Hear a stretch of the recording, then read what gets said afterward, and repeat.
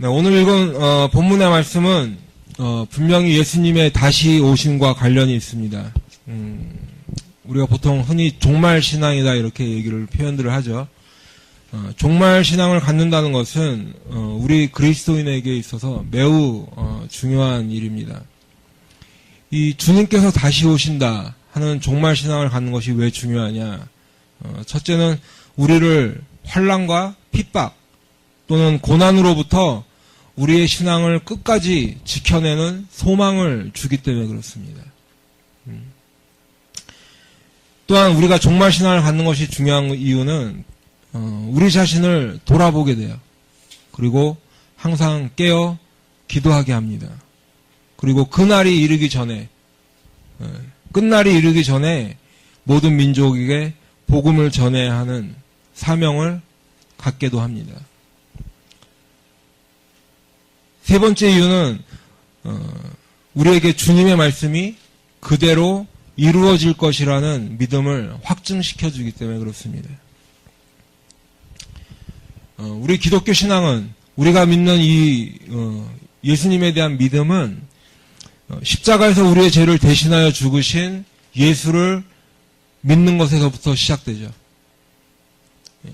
그냥 2000년 전에 예수님이 계셨는데 그분이 계셨다더라 하는 것이 아니라 그분이 예수님이 2000년 전에 이 땅에 오셔서 십자가에서 죽으셨는데 그냥 로마 사람들에게 형벌을 받아 죽으신 그 역사적 사실을 믿는 게 아니라 그분이 그 십자가에서 죽으신 의미가 무엇인가? 그 십자가에서 죽으신 것과 내가 무슨 상관이 있는가가 연결이 될 때, 관계가 생길 때 우리가 그것을 예수님에 대한 믿음이다 하죠. 그것이 우리의 믿음의 출발점이에요. 그뿐만 아니라 죽음에서 부활하신 예수를 믿는 것에서 출발하는 거예요. 그러니까 우리의 신앙은 늘 얘기하듯이 십자가와 부활에 있다는 거예요. 예수 그리스도의 십자가와 예수님의 부활에 우리의 믿음의 출발선이 있다는 것이죠. 예수님께서 동정녀를 통해서 이 땅에 오신다 하는 것은 이미 구약 성경에 예언이 되어져 있죠. 이사야서 7장 14절에 보면 보라 처녀가 잉태하여 아들을 낳을 것이요 그의 이름을 임마누엘이라 하리라 하셨습니다. 예수님은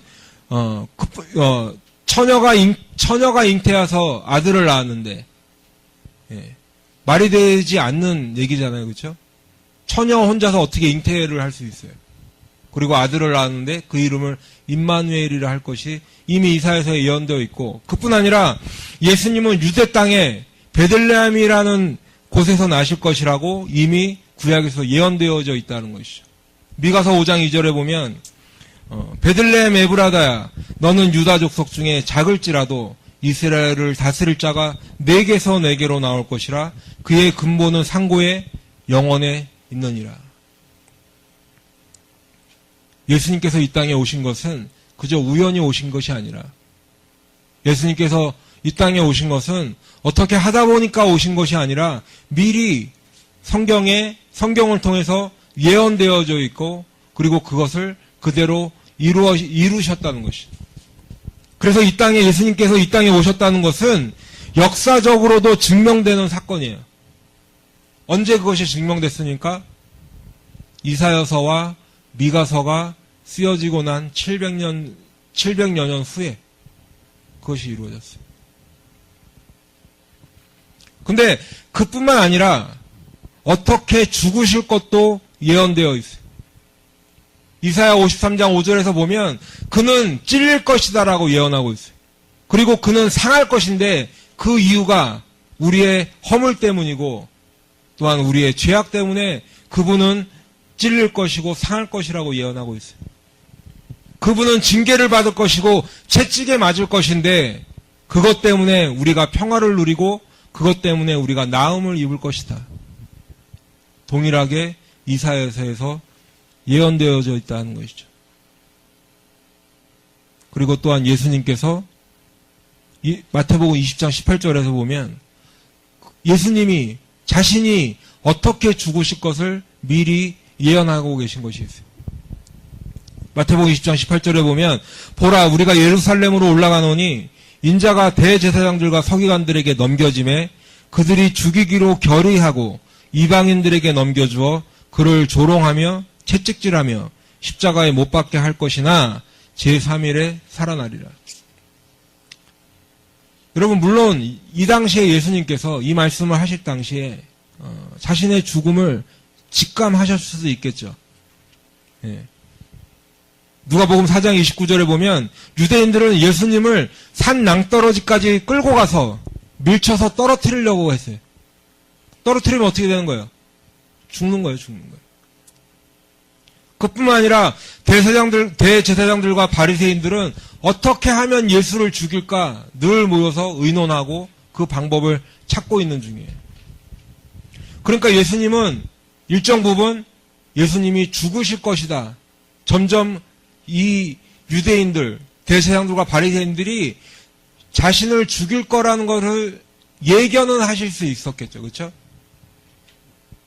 그런데 지금 읽어드린 말씀대로 대제사장들과 서기관들이 예수님을 죽이기로 결의하고 그 다음에 이방인인 로마 군인들에게 넘겨주고 그래서 예수님을 조롱하고 채찍질해서 십자가에 못 박힐 것을 정확하게 자세하게 미리 예언하셨다는 거예요. 예수님 스스로도. 그런데 십자가에서 죽으심만 미리 말씀하신 것이 아니라 더 놀라운 것은 제3일에 살아나리라. 십자가에서 죽으신대요. 근데 제3일에 살아나리라 하셨어요. 여러분 가만히 한번 생각해 보세요. 내가 어떻게 죽을 것이다까지는 예언할 수 있어요. 그렇죠? 예견할 수 있어요. 그런데 3일 만에 죽음에서 다시 살아날 것이다. 이건 너무 가신 거예요.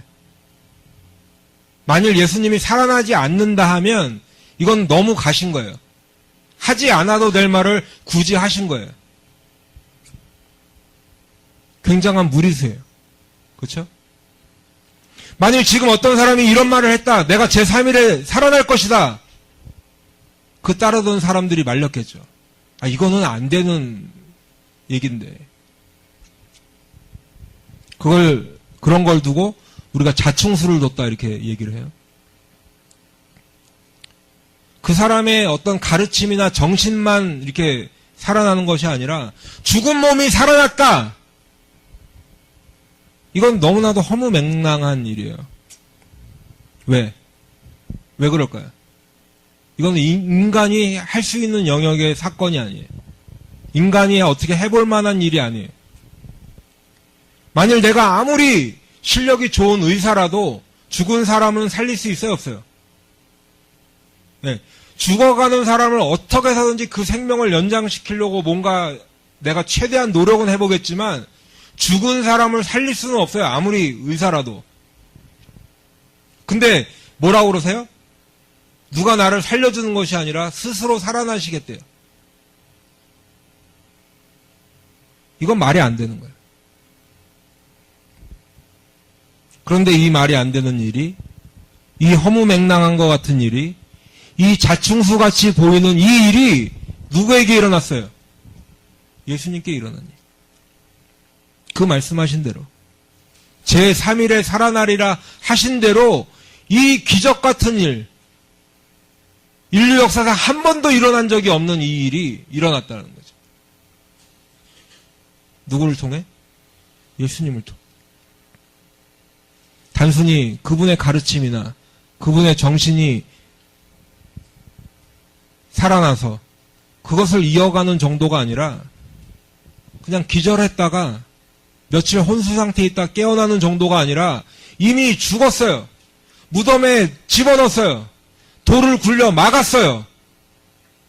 장례식을 마쳤어요. 그분이 그 무덤에서 살아나온 거예요. 예수님의 무덤은 빈 무덤으로 남아있어요.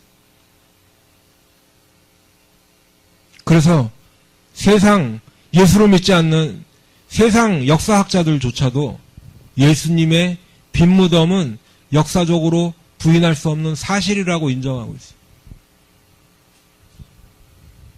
그리고 그 십자가에서 죽으시고 부활하신 예수님, 그 빈무덤을 보는 우리들은 그 예수를 나의 구세주로 믿는 그것이 우리의 뭐예요? 우리의 신앙이에요. 우리의 믿음이에요. 근데 그 예수님께서 이제 제자들이 지켜보는 가운데 하늘로 올라가십니다. 하늘로 승천하세요. 사도행전 1장 9절에 보니까 이 말씀을 마치시고 그들이 보는데 올려져 가시니 그들이 보는데 올려져 가셨대요. 구름이 그를 가려 보이지 않게 하더라. 여러분, 비행기가 이륙을 합니다. 그 비행기가 어디까지 날아가나 그 끝까지 한번 바라보신 적 있어요? 어디까지 날아가나 보는 거예요. 풍선을 헬륨을 가득 넣은 풍선을 하늘로 날렸는데 저 풍선이 어디까지 가나 본 적 있어요? 즉 예수님이 제자들이 보는 앞에서 공중으로 들려 하늘로 승천하고 계신데 구름이 예수님을 가려서 보이지 않게 될 때까지 자세히 보고 있는 거예요. 제자들이. 올라가실 때 제자들이 자세히 하늘을 쳐다보고 있는데 라고 얘기해요. 그리고 하늘로 승천하신 주님께서는 이제 다시 오신다고 약속하고 계세요. 다시 오신다. 여러분 이제 예수님에 대한 예언은 성경의 모든 말씀은 다 이루어져 있어요. 딱 하나 뭐가 남았어요? 다시 오신다. 다시 오신다. 오직 주님께서 다시 오신다는 이 말씀만 이루어지기를 우리는 기다리고 있는 거예요. 요한계시록 22장 20절에 보면 내가 진실로 속히 오리라 하시거늘 아멘 주 예수여 오시옵소서.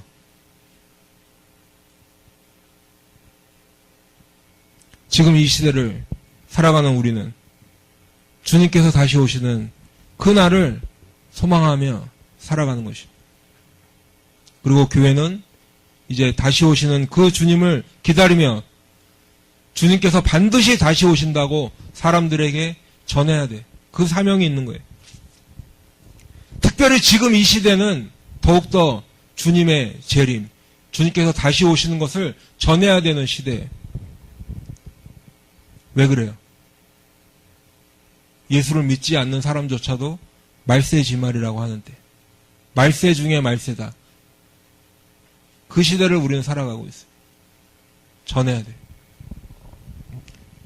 그런데 사탄의 전략은 그렇지 않습니다.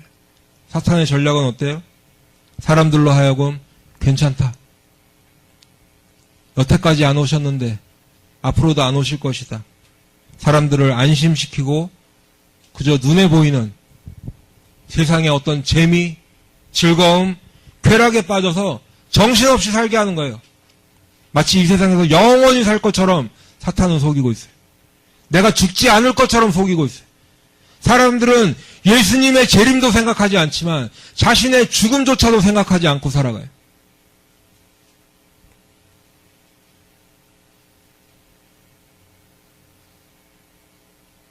데살로니가전서 5장 1절에 보니까 형제들아 때와 시기에 관하여는 너에게 쓸 것이 없음은 주의 날에 밤에 도둑같이 이를 줄을 너희 자신이 자세히 알기 때문이라. 그들이 평안하다 안전하다 할 그때에 임신한 여자에게 해산의 고통이 이른 것 같이 멸망이 갑자기 그들에게 이르르니 결코 피하지 못하리라.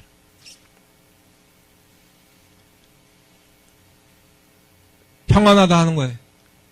괜찮다 하는 거예요. 안전하다 하는 거예요. 근데 배는 점점 불러오죠. 아기를 낳을 시간은 점점 다가오는데도 사람들은 괜찮다 하는 거예요. 평안하다 하는 거예요. 그런 일은 안 일어난다 하는 거예요. 그런데 시간이 되면 아기는 나오게 돼 있죠.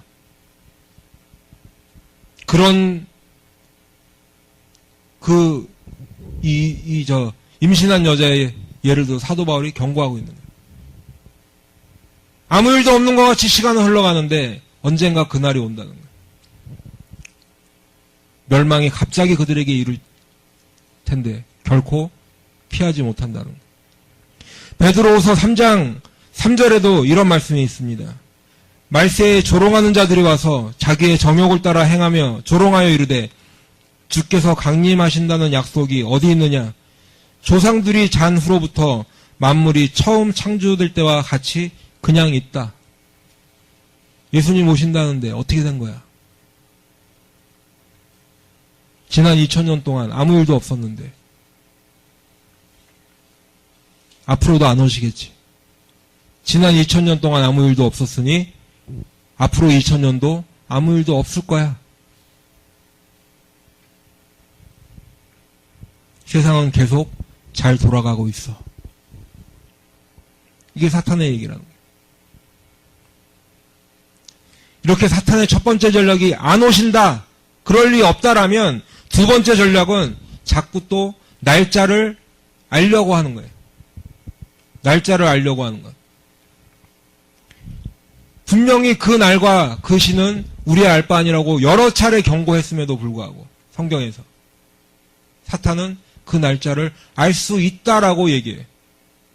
그리고 실제로 그런 시도들이 인류 역사상 많이 있었어요. 가까운 예로 보면 지난 92년 10월에는 다미선교회라는 곳에서 예수님이 오신다. 10월 28일인가 뭐 해가지고 그날 휴거된다. 한바탕 소동이 일어났어요. 한국뿐만 아니라 미국에서도. 지난 2011년 5월에는 미국에 있는 패밀리 라디오라는 그런 어떤 단체에서 자신에게 속한 사람들만 휴거될 것이다. 그날 주님이 온다. 지구에 종말이 온다라고 주장했는데 아무 일도 없었어요. 제가 그때 기도했어요. 주님, 오실 때 오시더라도 그날만은 좀 피해 주십시오. 날짜를 알려고 시도하지 말라는데 굳이 알려고 하는. 그런데 이런 사이비 집단 같은 사람들이 이렇게 말도 안 되는 종말론을 한번 퍼뜨리고 나면 사람들은 주님께서 다시 오신다고 이 약속하신 하나님의 말씀까지도 반신반의하게 되고 믿지 않게 돼요. 야, 또 저 사람들 주님의 다시 오심을 얘기하면 어디 광신도들 아닌가? 저 사람들도 또 날짜 세서 뭐 하는 거 아닌가? 피해야겠다. 이제 이 말씀에, 이 교회 강단에서는 말세 중에 말세라고 하는 이때에 더욱더 주님의 다시 오심을 깨어 기다려야 할 때라고 선포해야 되는데 이런 잘못된 종말론들 때문에 사람들은 주님의 약속의 말씀까지도 조롱하고 믿지 않고 그렇게 살아가는 거예요. 이게 사탄의 전략이라는 거예요. 이게 사탄의 전략이라. 아예 관심을 갖지 않게 하든지 아니면 성경에서 하지 말라는 걸 굳이 파헤쳐서 사람들로부터 거리를 두려고 하는 거예요. 그러나 그럼에도 불구하고 우리 주님은 반드시 다시 오십니다. 아멘. 우리 주님은 반드시 다시 오세요. 우리가 눈으로 볼 수 있게 오세요. 우리가 눈으로 볼 수 있는 모습으로 오시고 오늘 본문의 30절에 보면 여기서 그들은 땅의 모든 족속들을 얘기해요. 그 앞절에서 연결해서 보면 그들이 인자가 구름을 타고 능력과 큰 영광으로 오는 것을 보리라. 보리라. 보리라. 우리가 볼 수 있게 주님이 오시는 거예요. 데살로니가전서 4장 16절에도 보면 주께서 호령과 천사장의 소리와 하나님의 나팔 소리로 친히 하늘로부터 강림하시리니 되어 있어요. 하늘로부터 오신다는 거예요. 사도행전 1장 11절에도 보면 너희 가운데서 하늘로 올려지신 이 예수는 아까 제자들이 자세히 봤다고 그랬죠. 너희 가운데서 하늘로 올려지신 이 예수는 하늘로 가심을 본 그대로 오시리라. 본 그대로 오시리라. 제자들이 뭘 봤어요? 구름 속으로 들어가시는 주님을 봤는데 본 그대로 오시리라. 아멘. 오늘 이 본문의 말씀의 배경을 한번 보면 예수님께서 이제 우리가 지난주에 23장도 봤지만 23장에서 바리새인과 서기관들의 위선과 외식을 꾸짖으셨죠. 지옥의 판결을 내리시고 꾸짖으셨어요. 그리고 이제 23장 38절의 말씀에 보면 보라 너희 집이 황폐하여 버려진 바 되리라 하셨어요. 너희 집이 황폐하여 이게 무슨 뜻이에요? 우리 집을 얘기하는 게 아니라 이스라엘 집을 얘기하는 거예요. 이스라엘 나라를 얘기하는 거예요. 이 말씀을 옆에서 듣던 제자들의 마음이 어떻겠어요? 철렁했겠죠. 왜? 예수님의 제자들도 유대인이잖아요. 예수님의 제자들도 이스라엘 백성이잖아요. 근데 예수님이 너희 집이 황폐하여 버려진 바 되리라, 하나님으로부터 버려질 것이다. 제자들의 마음도 철렁했겠죠. 제자들은 그래도 성전에서 나오면서 성전 건물을 가리켜 보이는 것이. 예수님이 건물 좀 보세요. 성전 건물 좀 보세요. 마가복음 13장 1절에도 보면 선생님이여 보소서 이 돌들이 어떠하며 이 건물들이 어떠하니까 하얀색 돌로 멋들어지게 지은 예루살렘에 있는 이 성전을 보세요 주님. 누가복음 21장 5절에 보면 그 아름다운 돌과 헌물로 꾸민 것을 말하며 무슨 의미입니까? 주님, 성전 건물이 이렇게 건재하게 지금 여기 이렇게 서 있는데 예루살렘이 황폐하게 된다고요? 이스라엘이 하나님께 버려진 바 된다고요? 그건 아니죠, 주님. 성전 건물을 보세요, 주님. 성전 건물이 이렇게 멀쩡히 서 있잖아요. 갈릴리 시골 출신인 제자들, 예루살렘에 가끔 와 멀리서라도 그 성전을 바라보면서 우와, 하나님이 우리와 함께 하시는구나 했던 그 성전 건물조차도 우리 지금 서 있는데 어떻게 하나님은 우리를 버리신다는 것일까? 성전 건물이 있는 한 우리는 망하지 않는다. 이 생각이 있었겠죠. 그런데 예수님이 그 성전 건물을 가리켜 말하는 제자들에게 이렇게 말씀하세요.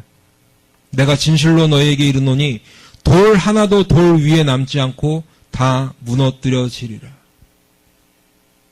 그냥 폐허가 된다는 말도 충격적인데 돌 하나도 돌 위에 남지 않을 정도로 완전히 폐허가 된다.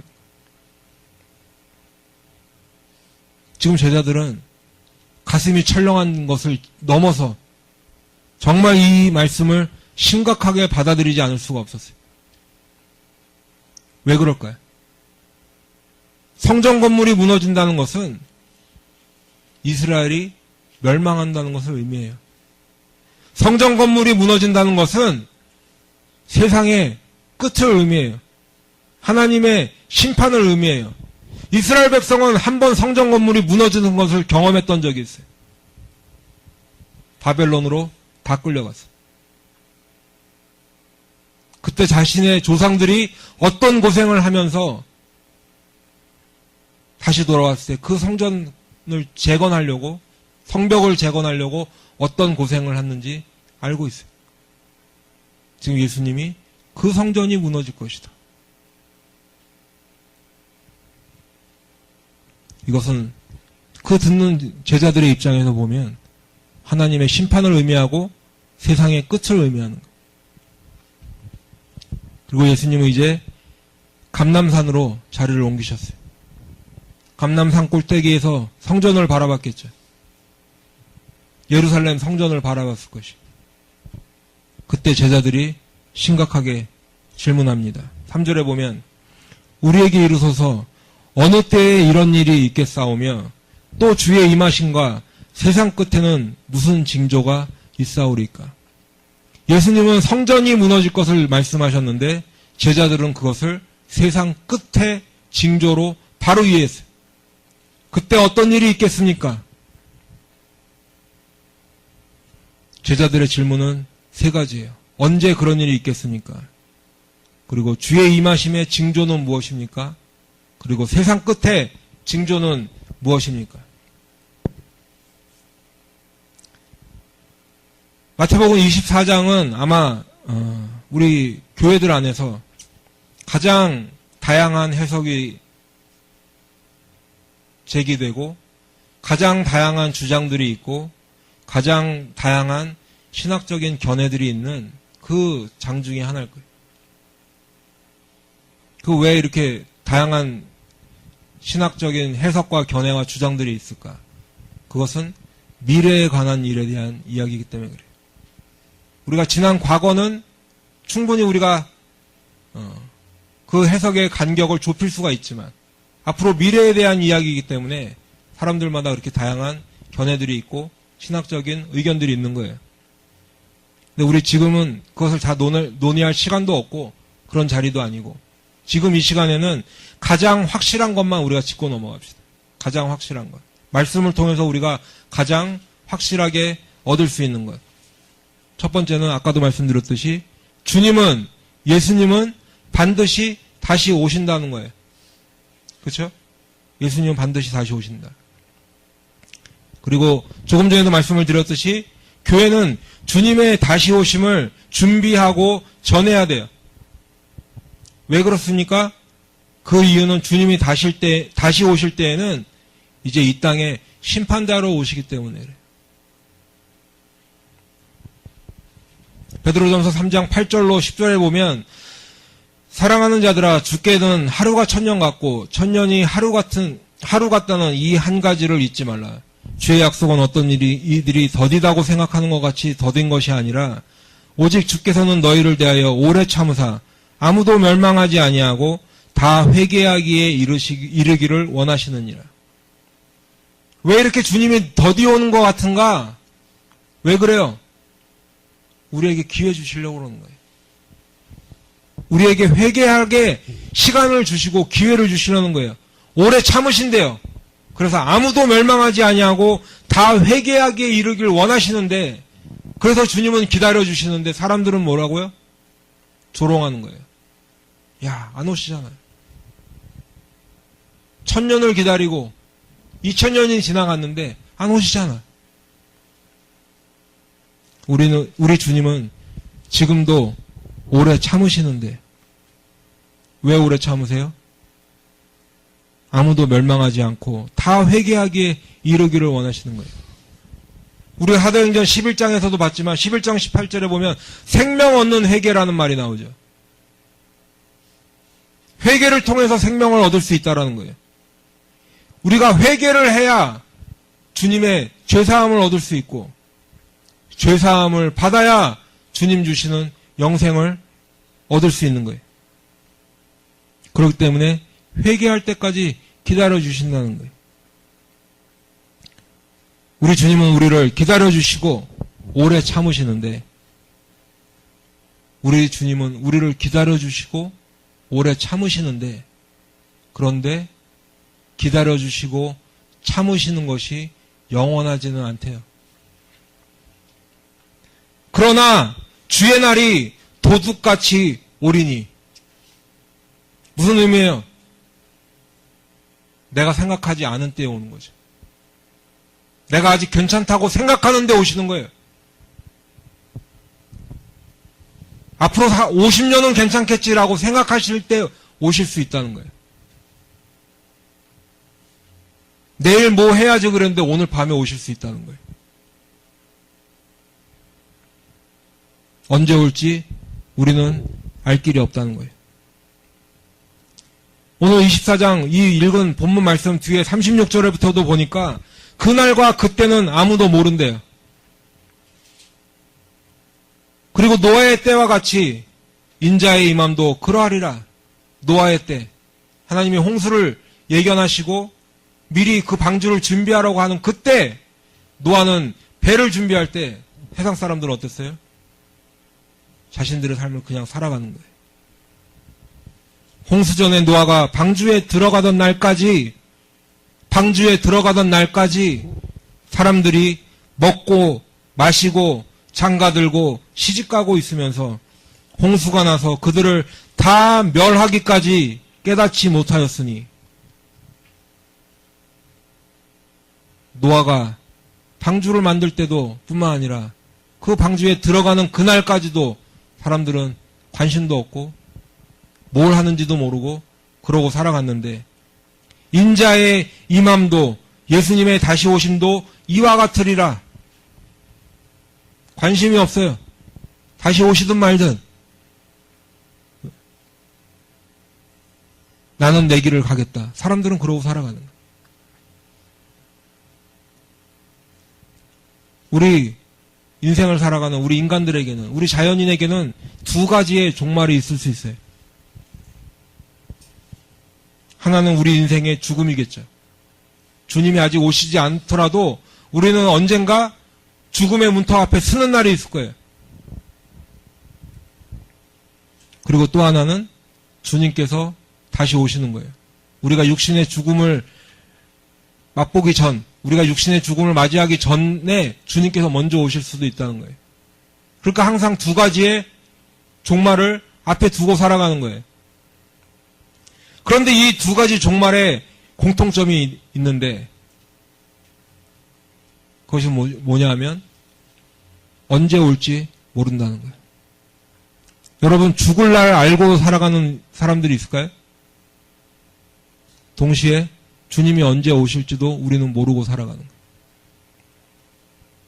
그리고 이 육체의 죽음이든 주님의 다시 오심이든 우리 앞에 오게 되면 하나님의 심판을 피할 길이 없다는 거예요. 그 전에 우리가 기회를 주실 때 그 기회를 잡아야 된다는 거예요. 우리 주님이 두 번째 오실 때에는 심판자로 오실 거예요. 그렇기 때문에 우리는 먼저 우리 자신의 믿음을 돌아봐야 돼요. 기회 있을 때 돌아봐야 돼요. 우리가 육신이 건강할 때 돌아봐야 돼요. 우리의 정신이 온전할 때 돌아봐야 돼요.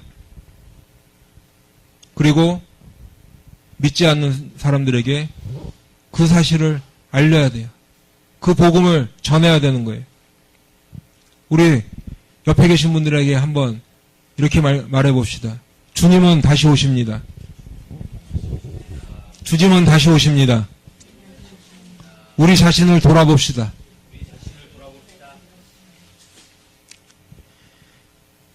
두 번째는 사탄마귀가 우리를 미혹하고 있기 때문에 그래요. 사탄마귀가 우리를 미혹하고 있어요.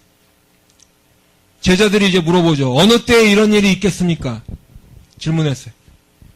근데 예수님은 뭐라고 그러시냐? 4절에 보니까 너희가 사람의 미혹을 받지 않도록 주의하라 얘기하세요. 어느 때에 이런 일이 있겠습니까? 라고 질문했는데 예수님은 사람의 미혹을 받지 않도록 주의하라 하시면서 이런저런 징조를 말씀하시기도 전에 먼저 하시는 말씀이 너희가 사람의 미혹을 받지 않도록 주의하라. 미혹을 받는다는 게 뭐예요? 속지 않도록 주의하라는 거예요. 속지 않도록. 그리고 5절에 계속해서 보니까 많은 사람이 내 이름으로 와서 이르되 나는 그리스도라 하여 많은 사람을 미혹하리라. 그리스도라고 하는 자칭 그리스도라고 하는 사람이 많이 일어날 건데 많이 올 건데 그들을 통해서 많은 사람이 속아 넘어갈 것이다. 오히려 전쟁이나 기근이나 지진은 두려워하지도 말래요. 그런 것들이 있어도 아직 재난의 시작일 뿐이래요. 오히려 계속해서 10절에도 보면 주님은 미혹받지 않도록 주의하라고 하세요. 그때 많은 사람이 실족하게 되어 서로 잡아주고 서로 미워하겠으며 거짓 선지자가 많이 일어나 많은 사람을 미혹하겠으며 불법이 성함으로 많은 사람의 사랑이 식어지리라. 그러나 끝까지 견디는 자는 구원을 얻으리라.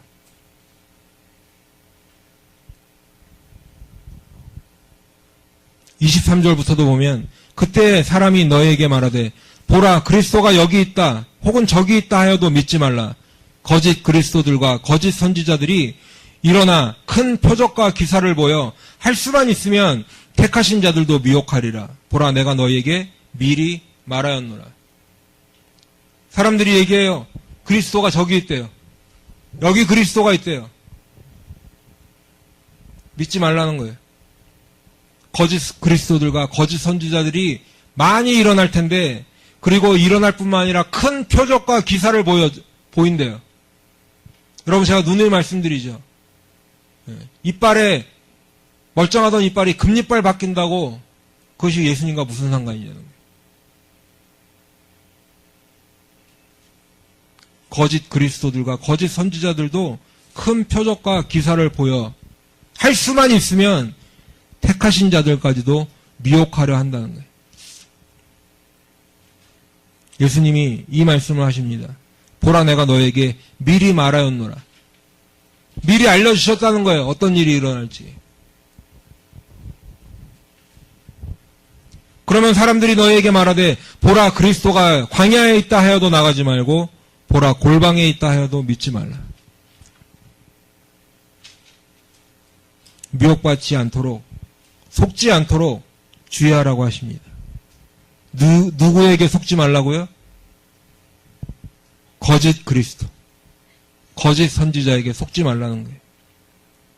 그러면 거짓 선지자, 거짓 그리스도는 누구를 말해요? 하나님의 말씀을 전하는 것 같은데, 때로는 표적과 기사도 보여주는데, 사실은 자기의 이익만 추구하고 사람들이 듣기 좋은 소리만 들려주고 평안하다, 괜찮다, 안 오신다 하는 그런 사람들. 예수님께서 마태복음 7장에서 이런 말씀을 하셨죠. 그들을 가리켜서 양의 옷을 입고 오는 노략질을 하는 일이라고 말씀하셨어요. 양 잡아먹는 일이라는 거예요. 베드로도 베드로후서 2장에서 이렇게 얘기합니다. 그들은 멸망하게 할 이단을 가만히 끌어들여 자기들을 사신 주를 부인하고 예수님을 부인한다는 거죠. 임박한 멸망을 스스로 취하는 자들이라. 그들이 탐심으로써 지어낸 말을 가지고 너희로 이득을 삼으니. 이게 거짓 그리스도, 거짓 선지자들의 본 모습이라는 거예요. 여러분, 지금 이 시대에도 자기가 스스로 하나님이라고 하는 사람들이 있어요. 자기가 스스로 예수라고 하는 사람들이 있어요. 자기 스스로 보혜사라고 얘기하는 사람들이 있어요. 다 거짓 그리스도, 거짓 선지자예요. 얼마나 많은지 몰라요. 그뿐만 아니라 어쩌다 신학교 가서 목사가 됐는데도 불구하고 성도들을 하나님의 말씀으로 먹이고 예수님께로 이끄는 데는 관심이 없고 자기 개인의 야망을 이루기 위해 성도들을 이용하는 목회자들이 있어요. 여러분, 돈을 사랑하던 사람이 어쩌다 신학교 가서 목사가 되면 뭘 추구할까요? 돈을 추구하는 거예요. 명예를 추구하던 사람이 어찌어찌 신학교 가서 목사가 되면 뭘 추구하면서 살아갈까요? 명예를 추구하는 거예요. 내 개인의 야망이 가득하던 사람이 어떻게 해서 신학교 가서 목사가 되면 그 내 야망을 끊임없이 이루기 위해서 노력하는 거예요. 성도들을 하나님의 말씀으로 먹이고 예수님께로 인도하는 데에는 관심이 없고 성도들을 이용해서 자신의 개인의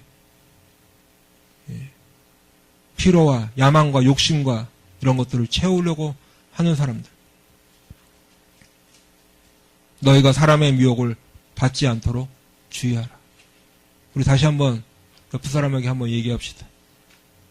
미혹받지 않고 깨어 있읍시다.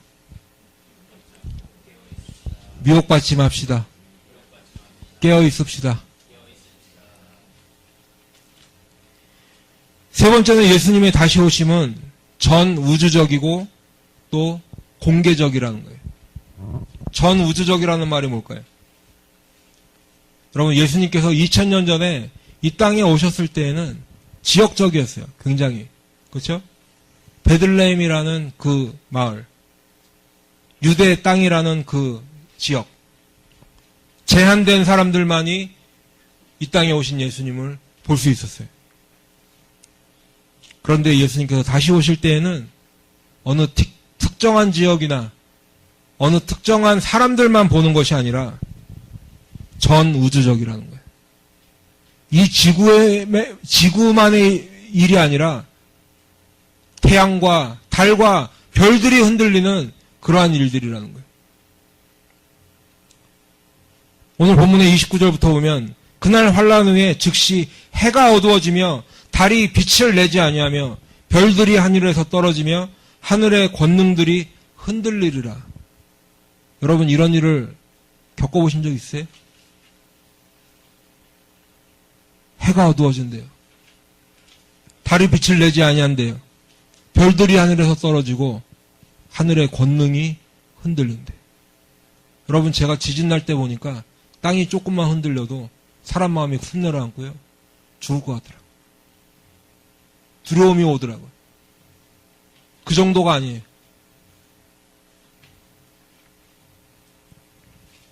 그때의 인자의 징조가 하늘에서 보이겠고라고 하고 있어요. 누가복음 21장 25절부터 보면 1월 성신에는 징조가 있겠고 땅에서는 민족들이 바다와 파도의 성난 소리로 인하여 혼란한 중에 곤고하리라. 사람들이 세상에 임할 일을 생각하고 무서워함으로 기절하리니 이는 하늘의 권능들이 흔들리겠습니다. 얼마나 이 공포가 심했는지 사람들이 그 현상만 보고도 기절하는 거예요. 이사야서 13장 9절부터도 보면 보라 여호와의 날, 이 여호와의 날이라는 것은 항상 마지막 때를 얘기해요. 보라 여호와의 날, 곧 잔혹히 분냄과 맹렬히 노하는 날이 이르러 땅을 황폐하게 하며 그 중에서 죄인들을 멸하리니 하늘의 별들과 별무리가 그 빛을 내지 아니하며 해가 돋아도 어두우며 달이 그 빛을 비추지 아니할 것이로다. 그리고 공개적이라는 것은 모든 사람이 다시 오시는 예수님을 볼 거라는 거예요. 마태복음 24장 27절에는 번개가 동편에서 나서 서편까지 번쩍임 같이 인자의 임함도 그러하리라. 예수님께서 다시 오실 때에는 숨어서 오시지 않아요. 우리 예전에 그런 영화들도 있었죠? 어느 날 갑자기 예수 믿는 사람이 하루아침에 사라져. 어디 갔지? 그렇게 오시지 않는다는 거예요. 숨어서 오시지 않아요. 모든 사람들이 다시 오시는 주님을 볼 거예요. 그때 예수를 믿는 사람들은 물론 그 다시 오시는 예수님을 보겠죠. 당연히 보겠죠.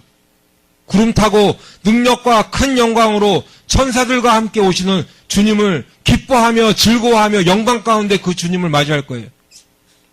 그런데 예수를 믿지 않는 사람들도 다시 오시는 주님을 보게 될 것입니다. 근데 이 사람들은 예수님을 통곡하며 볼 거예요. 왜요? 이제 늦었다는 걸 그때서야 깨달은 거예요. 오늘 본문에 보면 땅의 모든 족속들이 통곡하며 보리라 했어요. 통곡하며 보리라. 땅의 모든 족속들이 통곡한대요. 왜 그럴까요?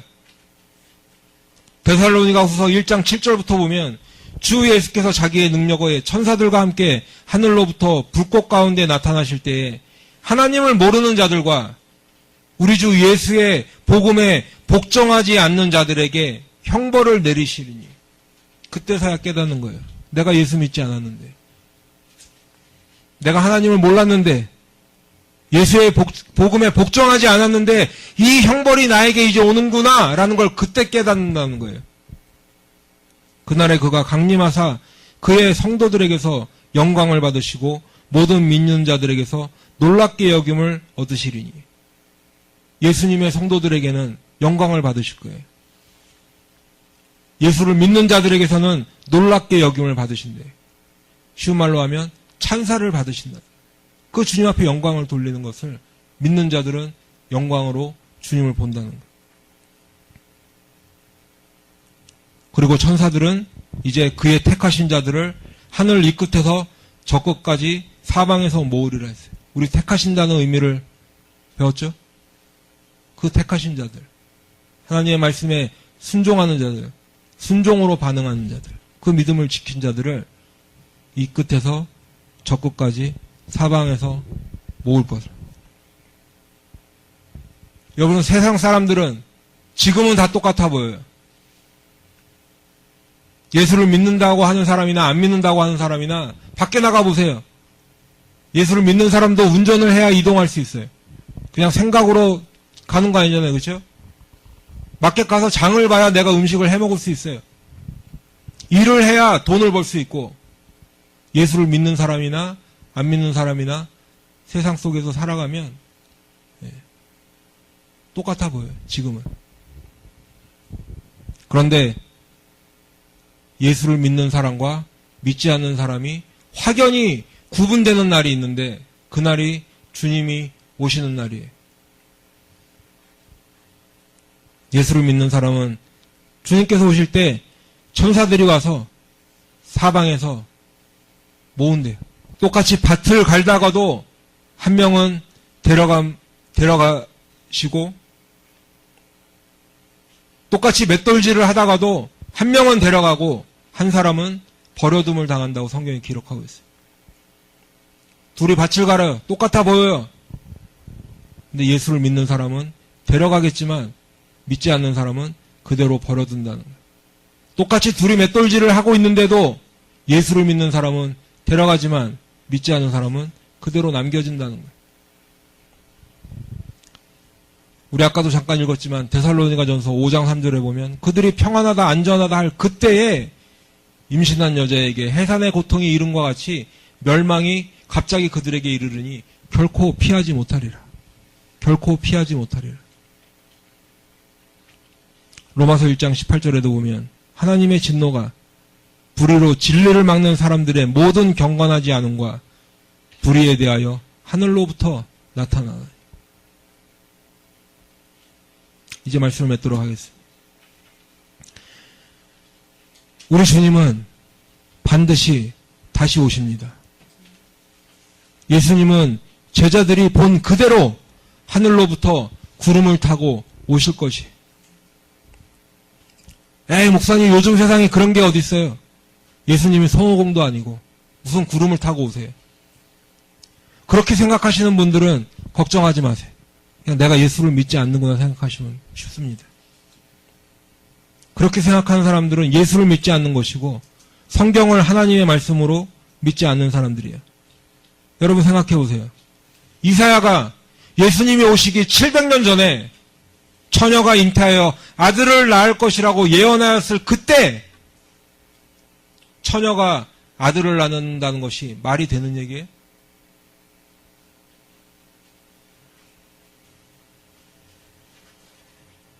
처녀가 잉태하는 것은 말이 돼? 뭔가 다른 방법이 있겠지? 에이, 그런 게 어딨어. 이성적인지는 몰라도, 그게 순리적인지는 몰라도 하나님의 말씀을 거역하고 있다.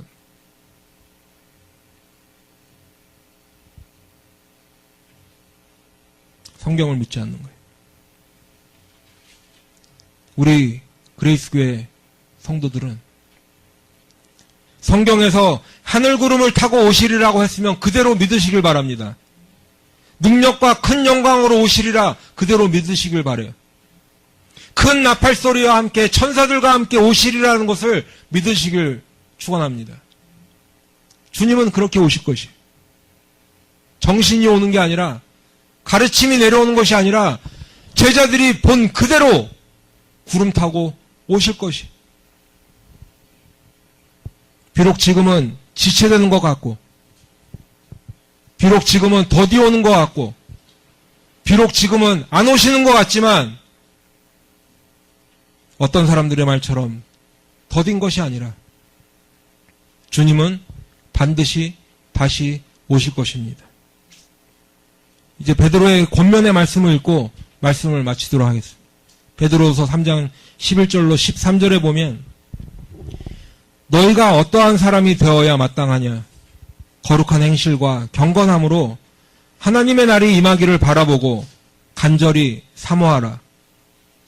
그날에 하늘이 불이 타서 풀어지고 물질이 뜨거운 물에 녹아지려니와 우리는 그의 약속대로 의가 있는 곳인 새 하늘과 새 땅을 바라보도다.